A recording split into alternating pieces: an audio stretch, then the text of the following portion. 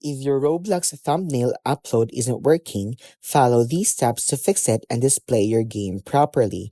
First, log into Roblox Studio or the Roblox website and open your game's create. Then, My Creations, then Games page. Select your game and go to Configure, then Thumbnails. Ensure the image you want to upload meets Roblox size and format requirements. PNG or JPEG. Recommended dimensions 420 by 420. Next, check the image file. Avoid special characters in the file name. Make sure the file is not corrupted or too large. Confirm you have a stable internet connection, as interrupted uploads can fail.